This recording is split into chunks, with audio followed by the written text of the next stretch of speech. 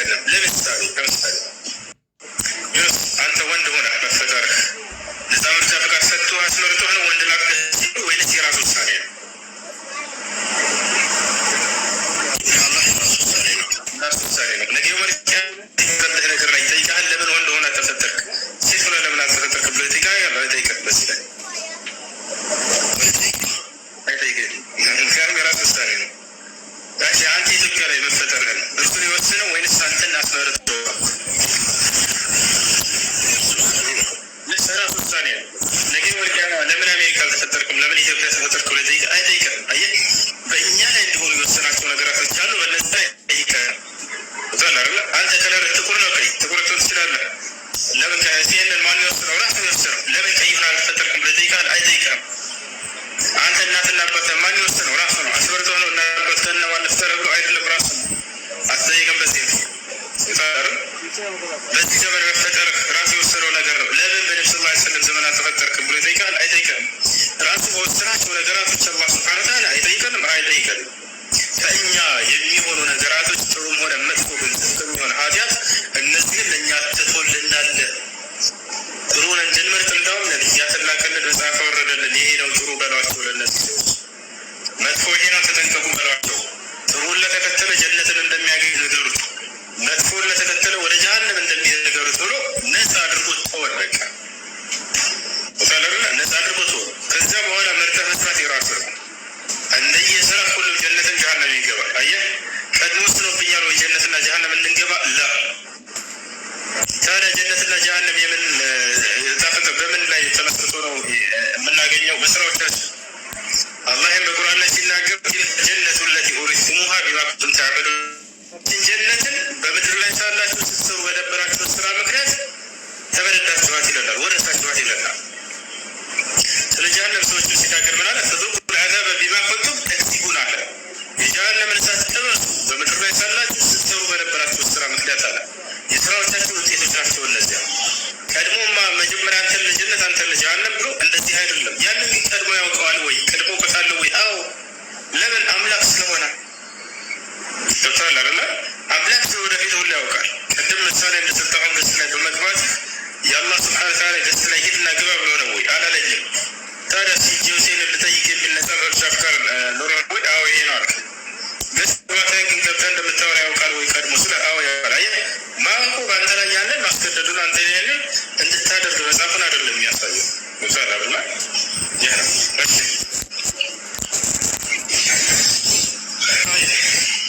ሰላም አለይኩም። እኔ ቅድሙ ይቅርታ እንግዲህ ስላለብኝ ነው። ሰላም አለይኩም። ሰላም አለይኩም። ሰላም ነው እንደሜ ጥያቄ ስለ ሰላት ነበረ። እኔ የምሰራው የሰው ቤት ነው ታውቃለህ። እና የሰው ቤት ነው ስራ በጣም ይበዛብኛል። ስለዚህ አንዳንድ ጊዜ ከሰላት ላይ እዘናጋለሁ፣ ሰዓትን አሳልፌ እሰግዳለሁ እና ቶሎ ቶሎ ስለሚጣሩ አንዳንድ ጊዜ እየቸኩል። ይሄ ነገር ላይ እንዴት ነው አስተያየት? ሶላት 14 أركانዎች አሉት። أركان الصلاة 14 ومنها الطمأنينة في أداء جميع الأركان። እነዚህ 14 የሶላት ማዕዘናቶች ካልተጠበቁ ከሆኑ ለሶላት ይሆናል። እነዚህ ከ14ቱ መካከል الطمأنينة የሚለው في أداء جميع الأركان ሁሉንም የሶላት ተግባራት በምትፈጽሙ ጊዜ አርካኑ ሶላት በተለይ ረጋ ሰከን ብሎ መፈጸም አለመፍተን። አሁን ብሎ ሰውየው ሶላቱን የሚያፈላሽ ፍጥረትን ከፈጠረ ሶላቱ ይሆንበታል። ረጋ ብላችሁ መስገድ አለባችሁ። ነቢያችን ሰለላሁ ዐለይሂ ወሰለም ከዕለታት አንድ ቀን እያስተማሩ እያለ አንድ ሰሃባ ሶላት አልፎት ነበር። ልታቸው መስጊድ ገባና መስገድ ጀመረ። ሶላት እየሰገደ በጣም እየፈጠነ ነበር። ከዚያ ቶሎ አሰላምቶ መጣና ከነብዩ ሰለላሁ ዐለይሂ ወሰለም ጋር ሰላም አለይከ ያ ረሱላህ አላቸው። ወአለይኩም ሰላም ወረህመቱላሂ ወበረካቱ ካሉት በኋላ እርጅዕ ፈሰሊ ፈኢነከ ለም ቱሰሊ አሉት። ሄድና ተመልሰህ እንደገና ስገድ አልሰገድክምና አሉት። ፈጥኖ ስለነበር ተመለሰ ሄደው። አሁን ይሄ ሰው አሁንም ሄዶ ሰግዶ መጣ። አሁንም ፈጥኖ ልክ እንደዛ ነው የሰገደው። ሰላም አለይከ ያ ረሱላህ አላቸው። ወአለይኩም ሰላም ካሉት በኋላ እርጅዕ ፈሰሊ ፈኢነከ ለም ቱሰሊ አሉት። ሄድ እንደገና ተመልሰህ ስገድ አልሰገድክም አለ።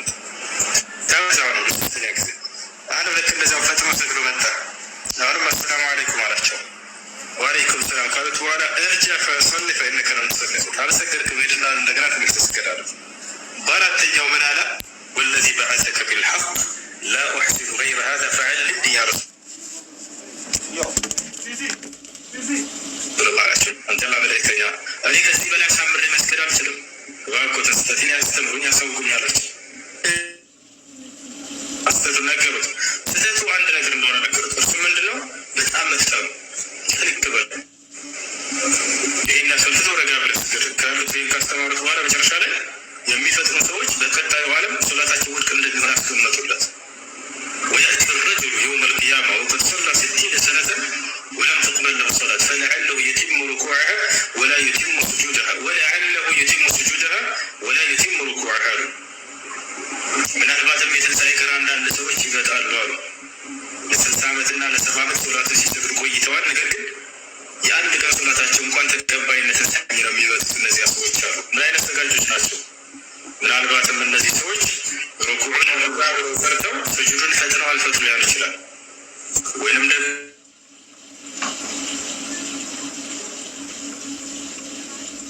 ሩኩዑን ተቀበለና አይታስፈልነት አላሁ አክበር አላሁ አክበር ሰሚ አላሁ ሊመን ሐሚድ አላሁ አክበር ላ ሐውለ ወላ ቁወተ ኢላ ቢላህ።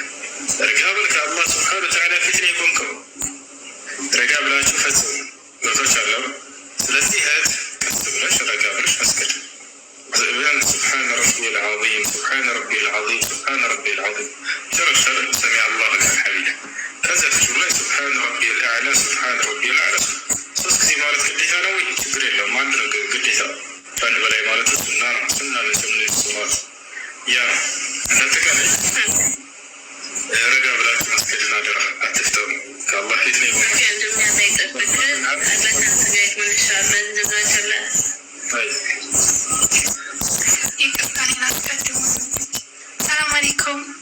ወአለይኩም ሰላም ወረሕመቱላሂ ወበረካቱ። እኔ ጥያቄ በጣም ስለጨነቀኝ ነው። በልጅ ጉዳይ ነው ማለት ነው። ከበኋላ ከስተጀርባው እንትን አለው ያን ያለ የጻፈለት ቁርአን አለና እኔ ቁርአን አልችልም ነው የነገረኝ ማለት ነው። እና ያው ያስታውቃል በደንብ ማንኛውም ሰው ያውቀዋል። ወንድሜ ሙዚቃ ያሰማዋል። ሙዚቃ እየሰማ እየጨፈርን ነበር ብሎ ይስደውል። ከዛ ወዲህ ብዙም አልተመቸኝም እያለቀስኩኝ ነው እና ወንድሜ እንዳታሰማው አይሆንም አልኩት። ስለሚያውቁም ተው ብያቸዋለሁኝ። ግን ልጁን ለምን ትጨፍራለህ ብቻ ነው ያልኩት። እና በዚህ ጉዳይስ እንዴት ነው? አገር ቤት ነው ያለው። አባትየው ደግሞ አዲስ አበባ ነው ያለው። ልጅ አገር ቤት ነው ያለው። አምጥቼ አስተምራለሁ ቁርአን አስቀራለሁ ሲል እኔ ከለከልኩኝ። ይህ እንዴት ይታያል? እሱ ጋር እንዲመጣ ስላልፈለጉ አንድ ላይ ስላላደለም ማለት ነው።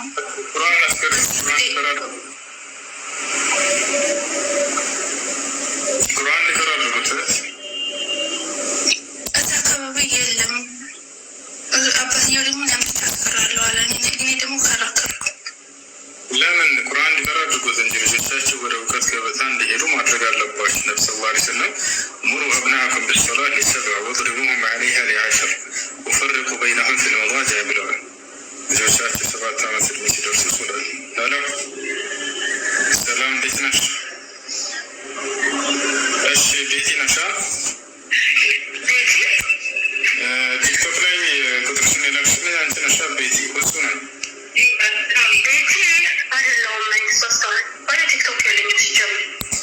ስልክ ማነው? ቤቲ ዘ ክርስቶስ የሚል እንትን ያላት ይሄ ቁጥር አስከተል ያሉት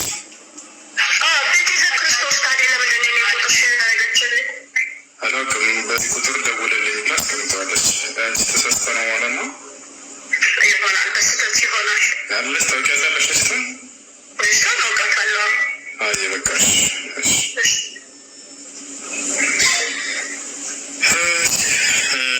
እና እንዲቀራ ያድርጉት። እሸት እንዲቀራ ማድረግ አለባቸው።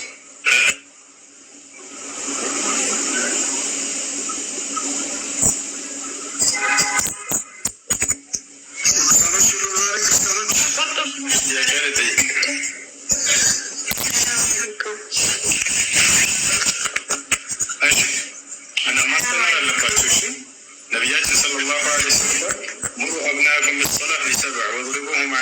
አይሻ ወፈርቁ በይነሁም ፊል መዳጅዕ ብለው ልጆቻቸውን የ7 ዓመት ዕድሜ ሲደርሱ ሶላትን እንዲሰግዱ እዘዟቸው ብለዋል። ሶላት ብቻ ሳይሆን ሶላት ትልቁ የአምልኮ ዒባዳ ስለሆነ ነው ለናሙናነት ያክል ስለጠቀሱት እንጂ ሁሉንም አምልኮ ከልጅነታቸው ጀምረን ልናለማመዳቸው ይገባል። እሺ እና እኔ አሁን አልሰጥም አይቻልም አልሰጥም ባልኩበት ይጠይቃሉ ማለት ነው። አባት ነው አይደለ?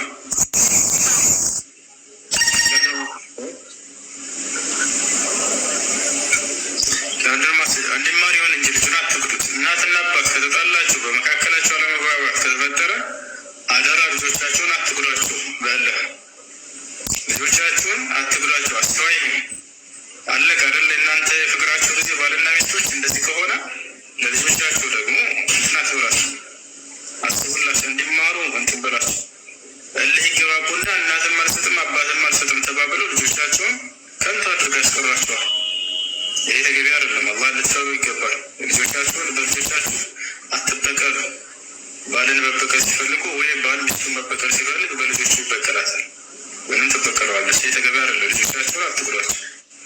ልጆቻችሁ ማግኘት ያለባቸውን እውቀት እንዲያገኙ አድርጉ። በመካከላቸው ያለውን እዛ መጨረስ እና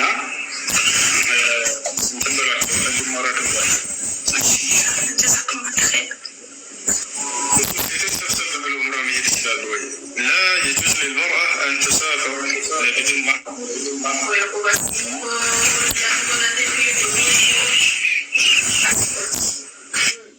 ሞኪያ ከሆነ ያሉት ወይም በ80 ኪሎ ሜትር ርቀት ላይ ከሆነ ችግር የለውም። ሰብሰብ ብለው ሴቶች መሄድ ይችላሉ ማድረግ።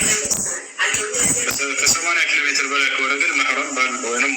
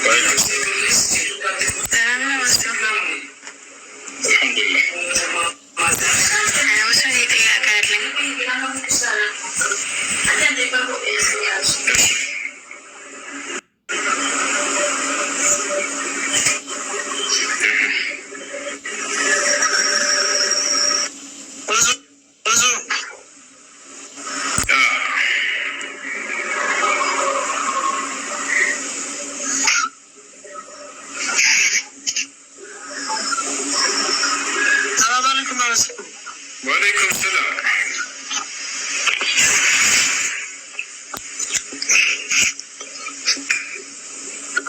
ሰላም አለይኩም።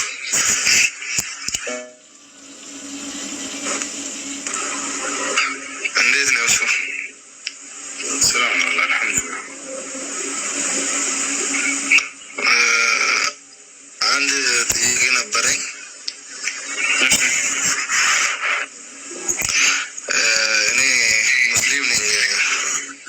እና አንድ በጣም ግራ የገባኝ ጥያቄ ነበረኝ።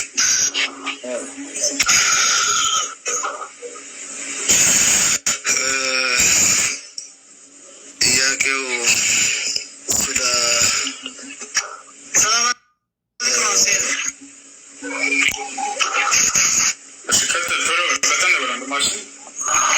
ነው። ጥያቄው ስለ እንትን ነበረው እሱ አንድች እናት ሰላም ነው። እንዴት ነህ?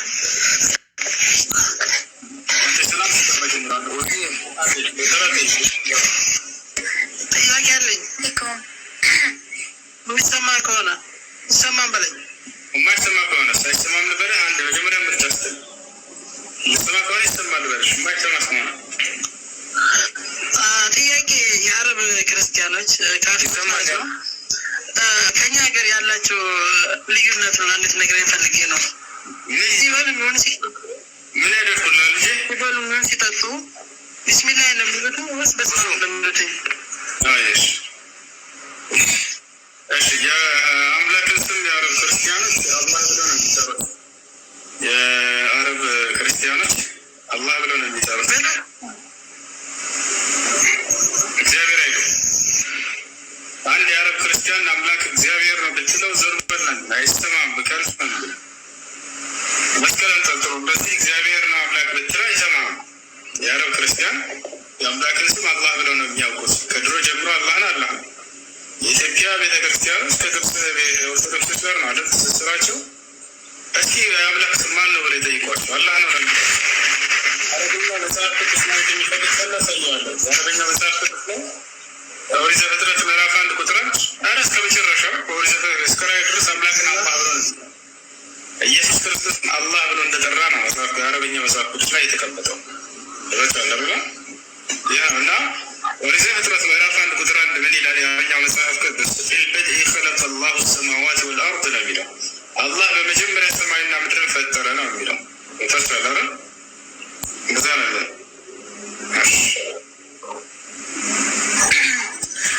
አሰላሙ አለይኩም።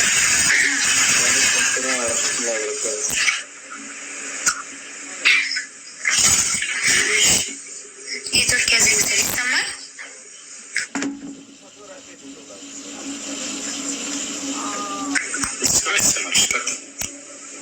እሺ የኔ ጥያቄ ማለት ነው የሆነ ቦታ ነበር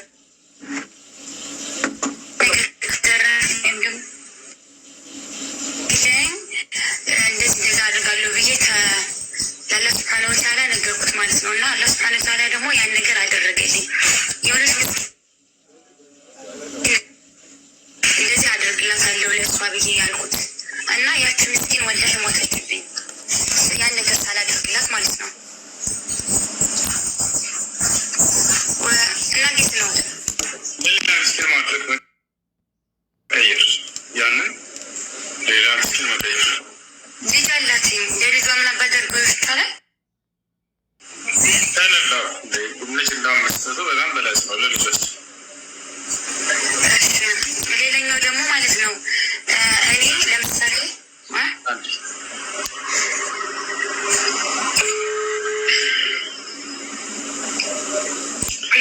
ሰላም ቤቲ እንዴት ነሽ?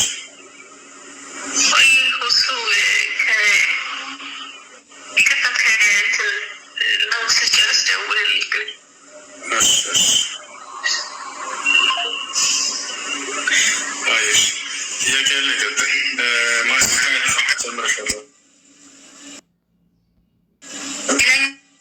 አሁን ለምሳሌ የሆነ ነገር ስታደርግ ምስሎችን የሆነ ነገር ስታደርግላቸው ያኔ ቀልቤ ይረጋጋል ማለት ነው። የሆነ ነገር ሳደርግ እንደዚህ ለምስኪኖች ምናምን ማለት ነው። ግን ሰላት ላይ እንደዚህ አይነት ነገር አላገኝም። እፈራለሁ። ምናልባት አላህ ሰላቴን አልቀበለው ብሎ ነው ወይ የሆነ ልቤ ማተረጋገው ልቤ ደስተኛ ማቶ ነው ብዬ ጨናነቃለሁ። እና እንዴት ነው ሶላትን ጥፍትና ጣም ማግኘት ከፈለገ ትርጉሙን ማወቅ አለበት። የምትቀሩትን ቁርአን ማስተዋል፣ ሱረቱል ፋቲሃን በተለይ ትርጉሙን አወቁ። እንደገና የሰላት ተግባርን አስተውሉ። ለማንም አታደርጉትን ድርጊት እያደረጋችሁ እኮ ነው። ያኔ ስጆች ስታደርግ መሬት ላይ ለፈጣሪ ብለህ ያንን የክቡር የሆነ ግንባርህን ዝቅ እንዳደረግ ዝም ብለኛ ቁጥሩን ነው አይደለም የምንይዘው። አንድ ጊዜ ሰገድኩ፣ 2 ጊዜ፣ 2 ረካ፣ 3 ረካ፣ 4 ይሄ ከሆነ የሶላትን ጥፍትና እንዴት ነው ሰው የሚያገኙ? ከአምላክ ፊት መቆምህን አስተውል። ነቢያችን ሰለላሁ ዐለይሂ ወሰለም ሐዲስ ላይ ምን አሉ? ኢዛ ቃመ አልዐብዱ ዩሰሊ ፈኢነማ ዩናጂ ረበህ ወሊየንዙር አሐዱኩም መን ዩናጂ አሉ። አንዳችሁ ሶላት ለመስገድ በሚቆም ጊዜ ከጌታው ከአላህ ጋር ንግግር እያደረገ መሆኑን ይወቅ። ማንን እያናገራችሁ እንዳላችሁም አስተውሉ አሉ። ከአንድ ቀን ንጉስ ፊት ትቆማለህ ብትባል እንዴት ነው? ቀጠሮ ቢያዝልህ ምናልባት እንቅልፍ ላይ መጣ ይችላል። ምንድን ነው ከፊቱ የምናገረው ብለህ ሌሊቱን ሙሉ ስታነባት ልታደር ትችላለህ። በምትሄድ ጊዜ ልብህ ብዙ ሊፈራ ይችላል። ከፊቱ በምትቆም ጊዜ ወደ ግራ ወደ ቀኝ ላታይ ትችላለህ። የተናገራትን ቃል ልትለቅማትና ልትመድዳት ትችላለህ። ይሄ ከምድራዊ ንጉስ ፊት የምትቆሙት ከሆነ ሰማይ ምድርን ፍጥረት ዓለሙን ሁሉ ካስገኘ ከአምላክ ፊት በምትቆም ጊዜ ሶላት ለመስገድ ይህንን አናስተውሉ ከየት እንደምንቆም። የነቢ ስ ላ ሰለም የልጅ ልጅ ያኔ ሐሰን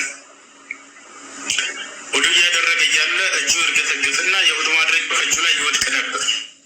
ምን ሆነህ ነው ብለው ሲጠይቁት ጊዜ አሁን ውዱ እያደረግኩ ነው፣ ከዚህ ሲጨርስ ደግሞ ከፈጣሪ ፊት ልቆም ነው አሉት። ሰማይና ምድር ፍጥረት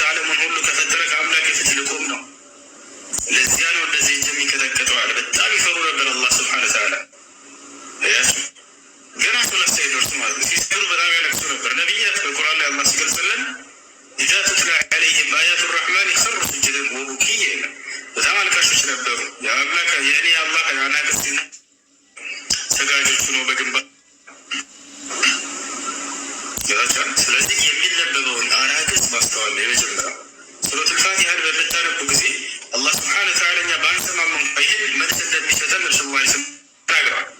እኛን እናናግረዋለን፣ እርሱ ያናግረናል። ይላቸዋል። አልሐምዱሊላህ ረቢል ዓለሚን ስትሉ ለምሳሌ ገና ስትጀምሩ ተክቢረቱል ኢሕራም አላሁ አክበር ትርጉም አለው። አላሁ አክበር ማለት አላህ ከሁሉ በላይ ነው፣ ከሁሉ በላይ ታላቅ ነው ማለት ነው። ማንም ታላቅ ብለህ የምታስባቸው ነገራቶች ሁሉ ከእነዚያ ሁሉ በላይ ነው አምላክ አላህ ሱብሓነሁ ወተዓላ።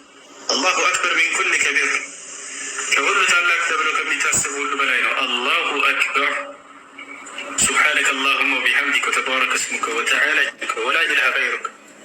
አዑዙ ቢላሂ ሚነ ሸይጧኒ ረጂም ቢስሚላሂ ረሕማኒ ረሒም